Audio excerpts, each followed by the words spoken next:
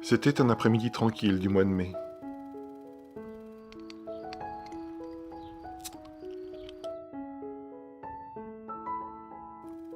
C'est dans ces moments-là que le voyage me manque le plus.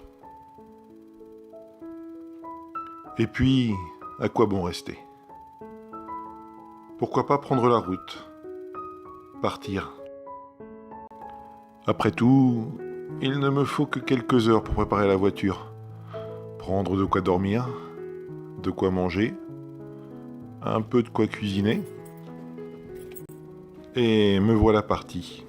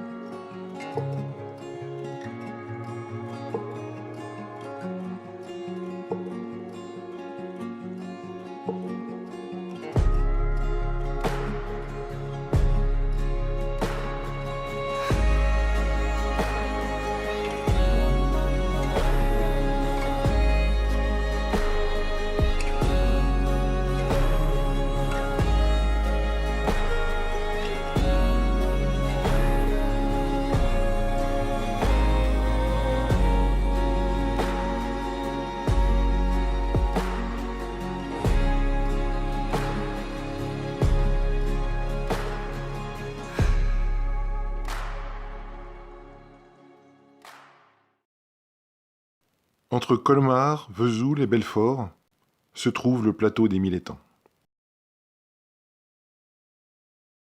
Ce plateau a été créé à la dernière glaciation. On y retrouve beaucoup de formations glaciaires. Il évoque les paysages scandinaves, d'où son surnom de Petite Finlande. Le plateau possède des habitations très disséminées, beaucoup de forêts, beaucoup de prairies, et il a été déserté au début du XXe siècle, ce qui fait de ce plateau un endroit idéal pour le camping, les randonnées et la vie en van.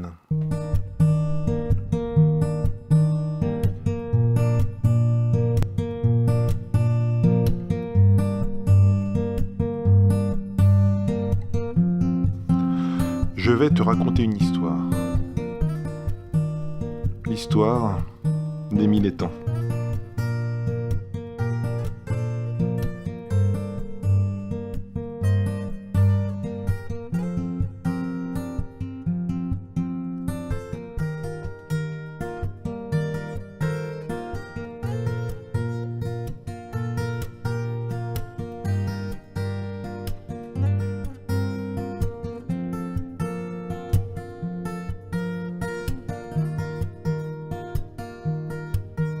J'ai souvent pris des routes un peu au hasard.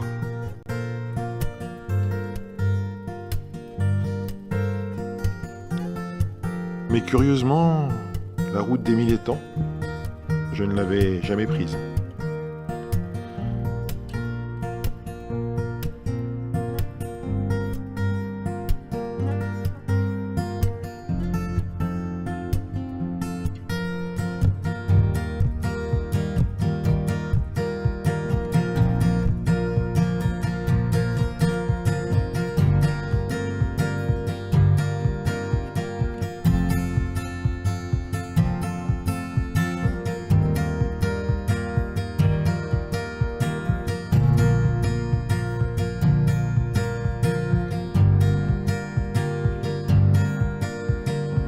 Jusqu'à ce moment-là.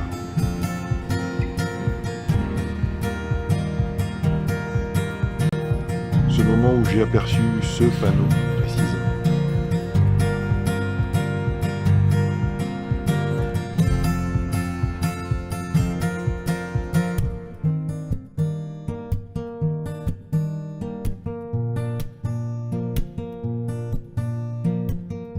J'y suis pas allé tout de suite, mais j'avais vu ce panneau et il m'est resté en tête pendant très très longtemps.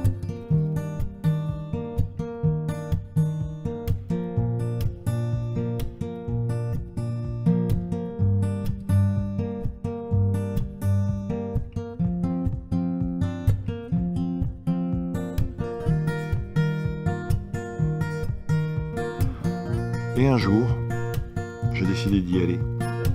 Et c'est là que j'ai découvert ces paysages merveilleux, ces paysages du plateau des Mille Étangs.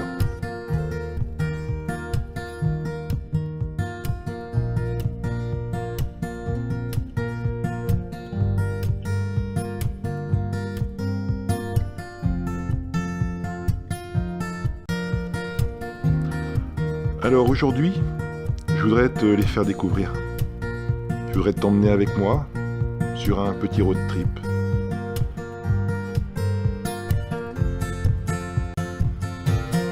Ressentir avec moi le plaisir de rouler, de voir défiler les paysages, les villages, et grimper tout doucement sur le plateau des Mille Étangs.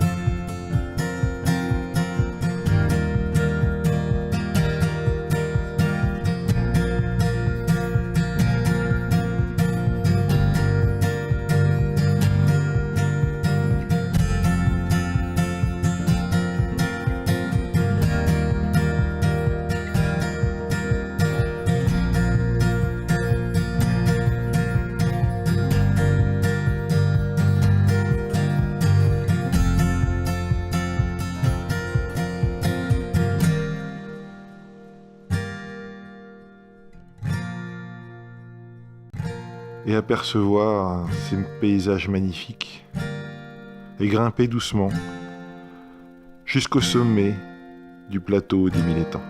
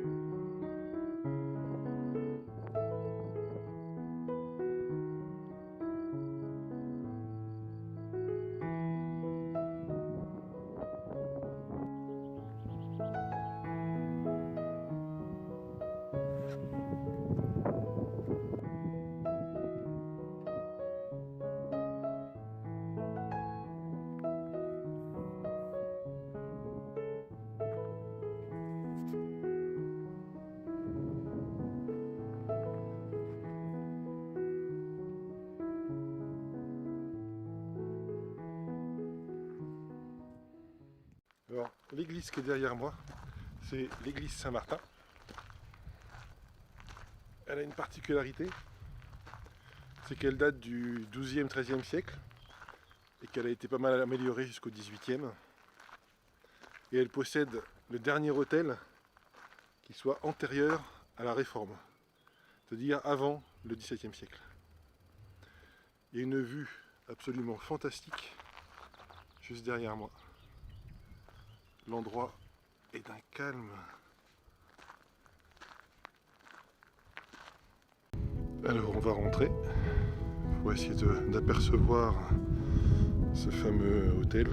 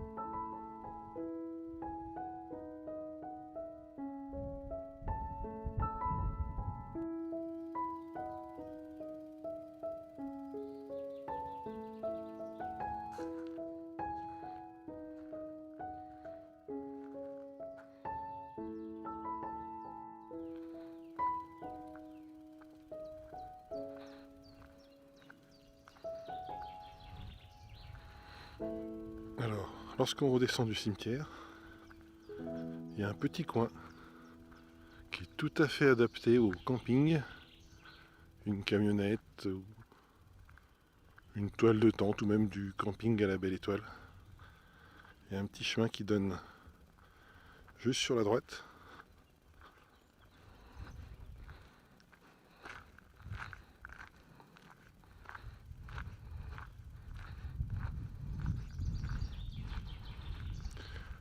Là où on découvre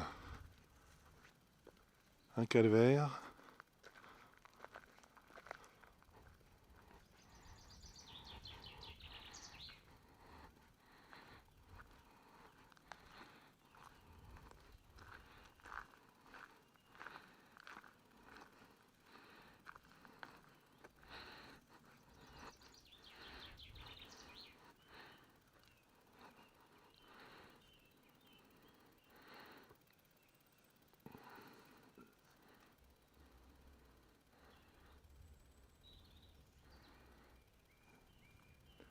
Il y a un magnifique endroit pour venir camper.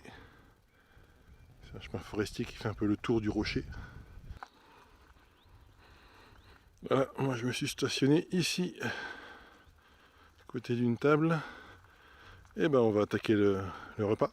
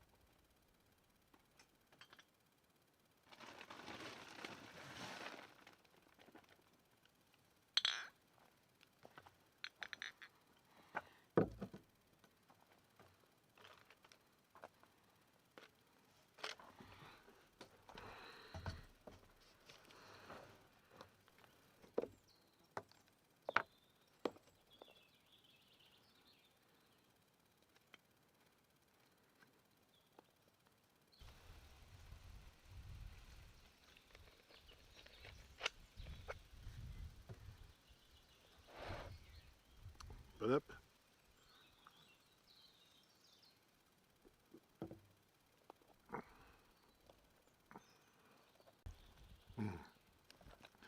Une bonne salade de pâtes, concombre, tomates, salade, un peu de maïs, des olives. Ça va être bon.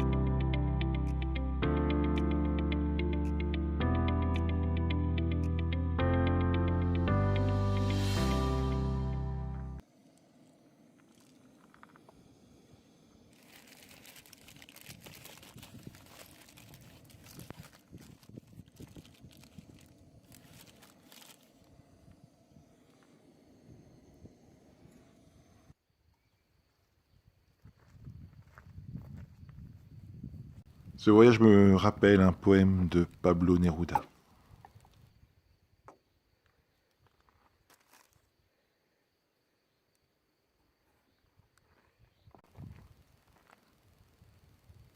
Il meurt lentement, celui qui ne voyage pas, celui qui ne lit pas, celui qui n'écoute pas de musique, celui qui ne sait pas trouver grâce à ses yeux.